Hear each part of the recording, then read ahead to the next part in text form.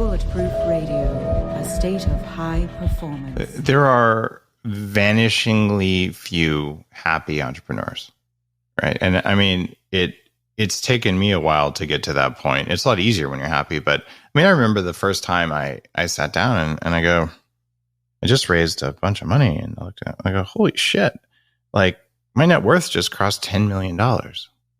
And you're like, wow, like that's awesome.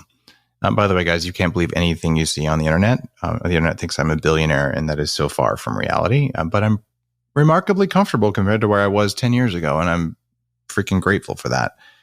But I sat there, I'm like, who am I going to tell? Right?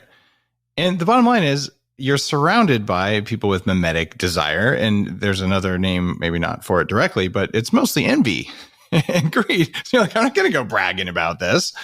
Right. Of course, here I'm talking about on the show because I don't know, I believe in full transparency.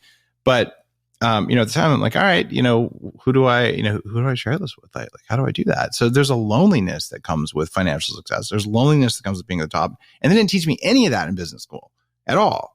Right. And that's the hard stuff. So what you find is entrepreneurs, they'll kind of band together, and we go to these stupidly expensive masterminds. Just because if it's stupidly expensive, it means that the other people in the room are probably at a similar level of success, and it might be a safe place to talk about stuff that no one in your family would understand. And none of your friends from college would understand. So yeah, that loneliness is built in, and no one ever says anything about it.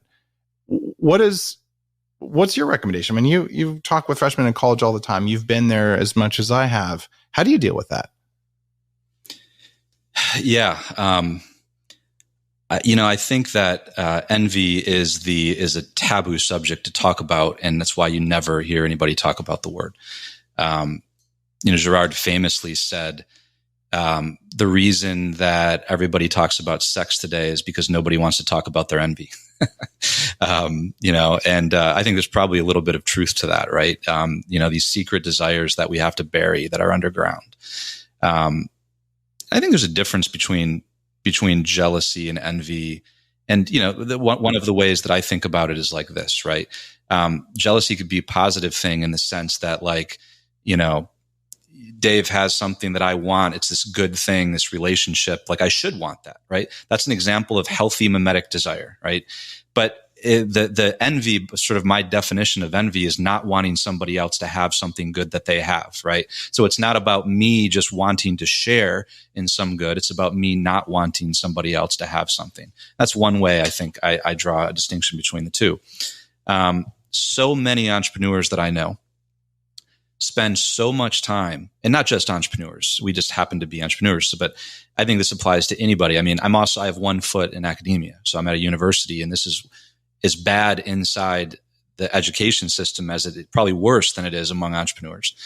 And the constant looking to what other people are doing or saying or wanting or achieving is just the fastest way to be miserable, for one thing, but also the fastest way to miss opportunities, because we're just constantly looking to our right and our left rather than forward or up. And it's destroyed more companies than I know. I mean, people think like a lot of companies don't make it because of competition from the outside. I think that I literally know more companies that have failed due to internal collapse because, there was just like internal problems that, people couldn't solve, right? Co-founders couldn't get along. There was jealousy and envy.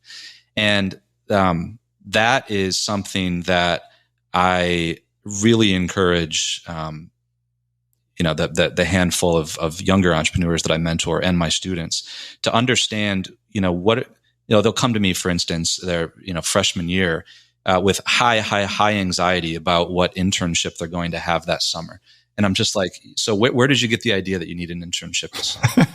That was the mimetic desire classical example. Like, I know I want it because I was told I had to, right? Yeah. And my heart kind of goes out to him, right? And it's like, I try to say, if you continue to look at what everybody else is telling you that you should be doing this summer, there's really no end to that game. You'll be doing it when you're 40. You're just going to find more ingenious ways to play the same game. So you're going to have to learn right now. It's never too early to learn how to not play that game. And and recognize because there's two different kinds of models, and Girard talks about this. There are the kinds that are far away from us, that sort of like we typically refer to them as role models. They're kind of in a different sphere. They're not close to us. We don't come into contact with them.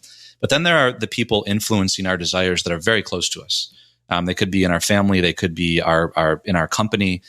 They could be, whatever, fellow podcasters or something, right? And we're usually less likely to acknowledge the second kind, which, Girard calls internal mediators of desire, because they're inside of our world and we don't like to acknowledge the internal influence that they have on us.